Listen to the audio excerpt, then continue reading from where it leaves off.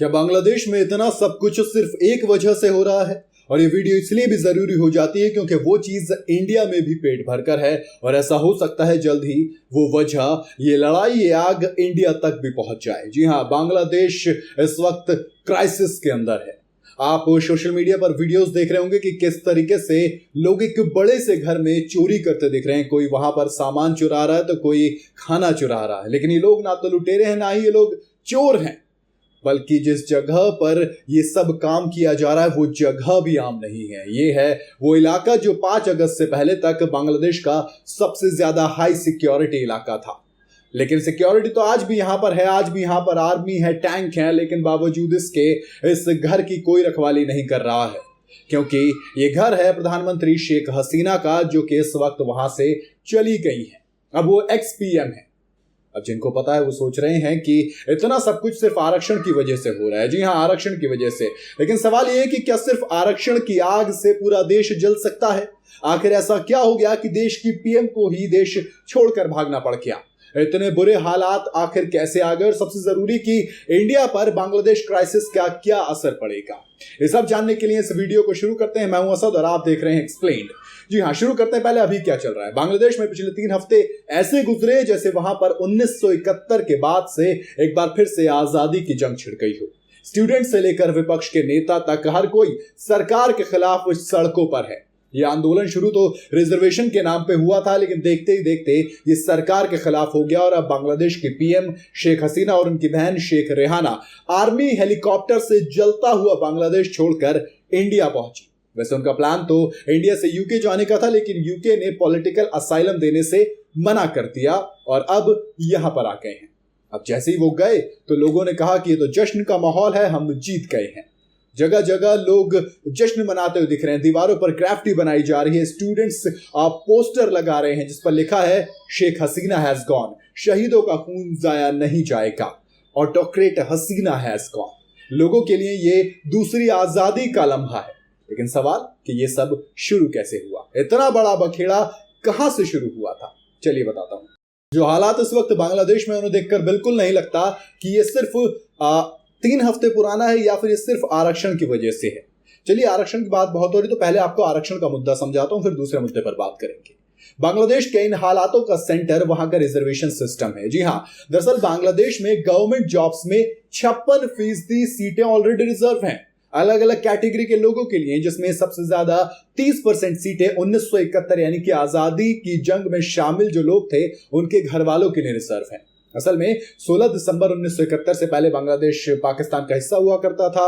उसको ईस्ट पाकिस्तान कहा जाता था और वेस्ट पाकिस्तान यानी कि जो अभी का पाकिस्तान है वहां से वो कंट्रोल किया जाता था।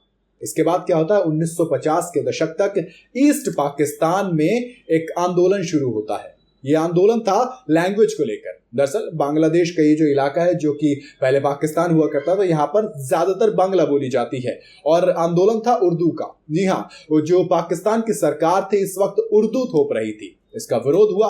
अब सरकार ने विरोधियों को ताकत के दम पर कुचलने की कोशिश की, मगर ताकत से आप किसी चीज को कुचलने की कोशिश करते हो, आवाज को दबाने की कोशिश करते हो तो वो और ज्यादा बढ़ जाती है।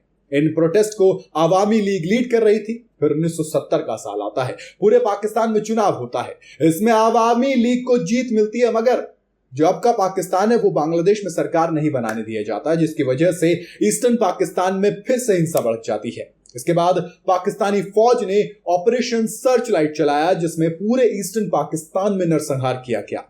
वहीं आवामी लीग के नेता शेख मुजीबुर रहमान, जो कि शेख हसीना के पिता थे, उनको अरेस्ट कर लिया गया। वही शेख हसीना जो इस वक्त इंडिया में है, जलता हुआ बांग्लादेश छोड़कर। खैर, शेख मुजीबुर रहमान को अरेस्ट कर लिया गया तो इसके बाद उनके साथियों ने इस प्रोटेस्ट का मोर्चा संभाला। गुरिल्ला फोर्स मुक्ति वाहिनी की लीडरशिप में ये लड़ाई आगे चली और फिर इंडिया भी इस लड़ाई में कूदा। आपको याद होगा 1971 की जंग में इंडिया ने बांग्लादेश का साथ दिया था। इंदिरा गांधी प्राइम मिनिस्टर थी, सैम मानेकशॉ वाला ये किस्सा है। बहरहाल वो किस्सा कभी और आपको सुनाएंगे। लेकिन 16 दिसंबर 1971 को पाकिस्तानी फौज ने ढाका में सरेंडर कर दिया और इस तरह से ईस्टर्न पाकिस्तान आजाद हो गया और नया मुल्क बना, नाम दिया गया बांग्लादेश। वो बांग्लादेश जो आज जल रहा है। आजादी की इस लड़ाई में 2 धड़े थे और यही सबसे इंपॉर्टेंट चीज है। पहला धड़ा उन लोगों का था जिन्होंने मुक्ति वाहिनी का साथ दिया, जंग के बाद उनको नायकों का दर्जा दिया गया, उनके परिवार वालों को सरकारी नौकरी में रिजर्वेशन मिला, और जो प्रोटेस्ट है इस रिजर्वेशन की वजह से भी है। दूसरी वजह, वो भी एक वजह है, वो भी एक मुद्दा है। दूसरे धड़े में वो लोग थे जिन्होंने मुक्ति वाहिनी की बजाय पाकिस्तान फौज का साथ दिया। ये तो वो भी ईस्टर्न पाकिस्तान के रहने वाले थे, मगर आजादी के वो लोग खिलाफ थे। उनको रजाकार कहा गया। अब रजाकार का जो मतलब होता है वो होता है वॉलंटियर, लेकिन अगर आप बांग्लादेश में जाकर किसी से रजाकार का मतलब पूछोगे तो वो सीधा सीधा देशद्रोही ही कहेगा।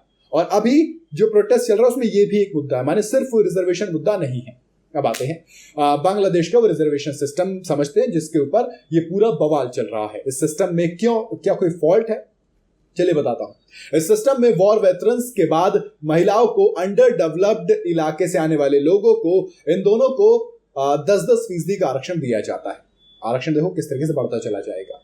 तीसरे नंबर पर आते हैं वहां के मूल निवासी, उनके लिए 5% का आरक्षण, यानी कि 5% उनके लिए सीटें रिजर्व हैं। फिर 1% सीटें विकलांग लोगों के लिए रिजर्व हो जाती हैं।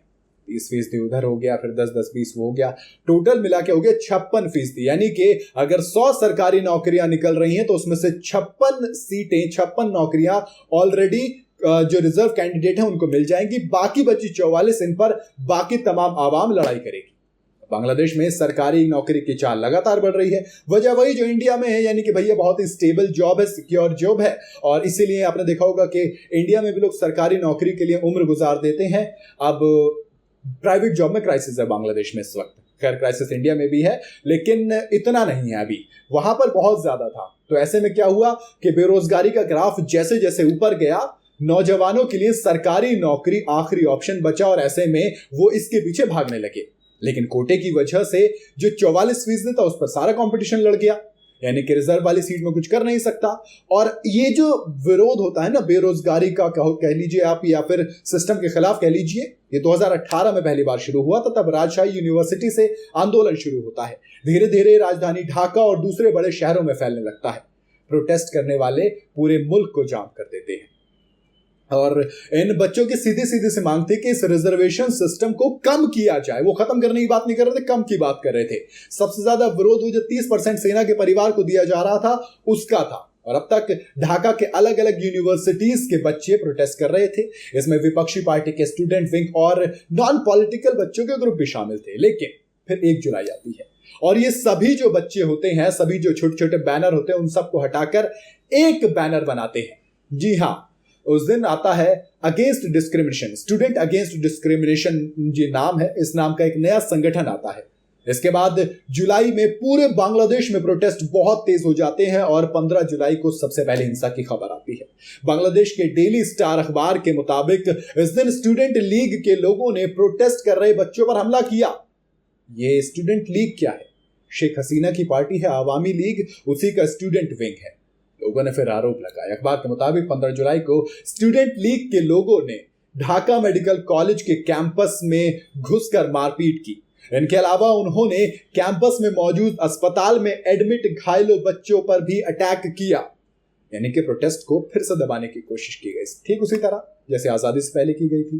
16 जुलाई तक ये प्रोटेस्ट ढाका के बाहर पहुंच गया। चटगांव, रंगपुर और रंगपुर के जैसे छोटे छोटे इलाके, बड़े बड़े इलाके, हर जगह आवामी लीग की जो स्टूडेंट विंग था और ये जो बच्चे थे, इनके बीच जंग छिड़ गई।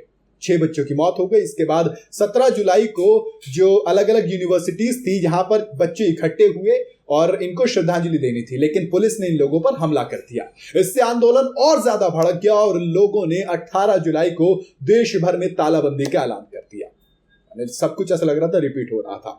इसके बाद सरकार वर्सेस प्रोटेस्टर हो गया और 22 जुलाई तक मरने वालों की संख्या 146 हो गई थी।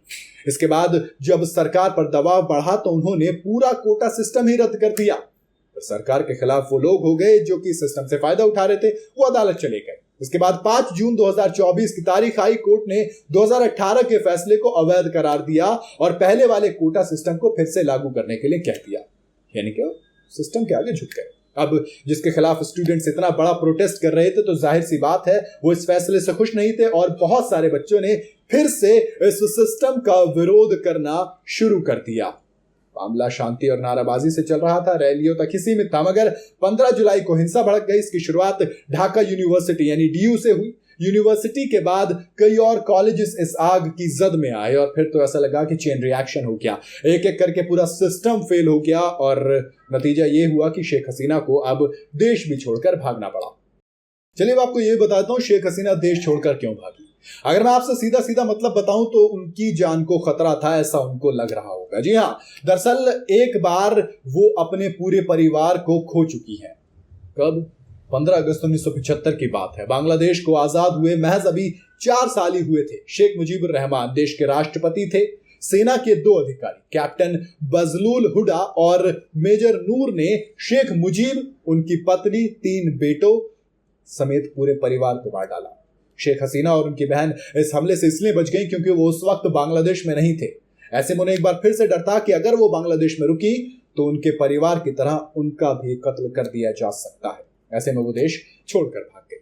अब सवाल आता है कि अब आगे बांग्लादेश के अंदर क्या होगा।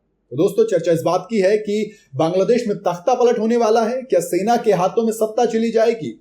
अब जैसा बांग्लादेश का इतिहास रहा है उसमें इस पॉसिबिलिटी को बिल्कुल भी नकारा नहीं जा सकता। अभी के लिए तो सेना इंटर्म गवर्नमेंट बनाने की बात कर रही, लेकिन बांग्लादेश का इतिहास इस बात का गवाह रहा है कि सरकार के समर्थन में सेना आ जाएगी तो वो एक तरीके से सेना ही कंट्रोल करेगी, जैसे पाकिस्तान में होता है। बांग्लादेश में तख्ता पलट का इतिहास काफी पुराना है। 1971 में आजादी पाने के बाद बांग्लादेश में सिर्फ 5 साल तक ही एक डेमोक्रेटिक गवर्नमेंट चली थी। उसके बाद 1975 में तख्ता पलट हुआ और सेना ने देश की सत्ता पर कब्जा कर लिया। फिर 1990 तक बांग्लादेश की सेना ने ही वहां पर सरकार चलाई। 2009 में भी शेख हसीना के सत्ता में आने से पहले देश में एक मिलिट्री सपोर्ट वाली कार्यवाहक सरकार ही चल रही थी। ऐसे में बांग्लादेश की सेना और वहां की सरकार के बीच काफी करीबी रिश्ते रहे हैं और ऐसा बिल्कुल हो सकता है कि एक बार फिर से वही रिश्ता एस्टैब्लिश हो, क्योंकि जो आर्मी चीफ है उन्होंने ये चीज कही कि हम इंटर्म गवर्नमेंट बनाने की बात कर रहे हैं। लेकिन सवाल वही है कि जो विपक्षी पार्टी है उसको आप एक साथ लाके इतनी जल्दी सरकार नहीं बना पाएंगे और अगर सरकार बनती भी है तो मोस्टली वो सेना के कंट्रोल में ही चलेगी। अब आखिर में बात करते हैं कि इंडिया पर इस सबका क्या असर होगा। अगर इंडिया की बात की जाए तो इस वक्त उसके पास 2 बड़ी जिम्मेदारी हैं। पहली जिम्मेदारी यह है कि किस तरीके से आप बांग्लादेश क्राइसिस से जो पलायन होने वाला है उससे निपटेंगे। दूसरी है शेख हसीना। जी हाँ, इस तमाम बवाल के बीच बांग्लादेश से हिंदुओं के पश्चिम बंगाल पलायन करने की खबरें आ रही हैं। बांग्लादेश से हिंदू पश्चिम बंगाल के बनगांव, बशीरहाट, कूच बिहार, कृष्णानगर, दिनाजपुर, मालदा, मुर्शिदाबाद और जंगीपुरा पलायन कर सकते हैं और इसी को देखते हुए बॉर्डर पर सिक्योरिटी बहुत ज्यादा टाइट कर दी गई है। पहली पलायन की हो गई। दूसरी दिक्कत जो है वो ये है शेख हसीना। जी हाँ, अगर इंडिया शेख हसीना को जगह देता है तो जो नई सरकार बांग्लादेश के अंदर आएगी हम उसके खिलाफ चले जाएंगे और बांग्लादेश के साथ जो हमारे रिश्ते हैं वो शायद खराब हो जाएंगे, क्योंकि इस वक्त पूरा बांग्लादेश शेख हसीना के खिलाफ है और जिसके खिलाफ पूरा देश है वो हमारे देश में है। इसका मतलब ये कि अपने साथ दिक्कत आ सकती है, यानी कि एक दिक्कत। लेकिन अगर हम बांग्लादेश का सपोर्ट नहीं करते हैं, शेख हसीना का सपोर्ट नहीं करते हैं, तो दिक्कत यह हो जाएगी कि दुनिया में एक गलत मैसेज जाएगा कि प्रधानमंत्री मोदी और इंडिया जिस शेख हसीना के साथ दोस्ती निभा रहे थे, जब उनको सबसे ज्यादा जरूरत मोदी जी की पड़ी या इंडिया की पड़ी तो उन्होंने अपना मुंह फेर लिया। ऐसे में हम इस वक्त उस जगह पर खड़े हैं जहां पर आगे कुआं तो पीछे खाई है, अब जाए तो जाए कहां।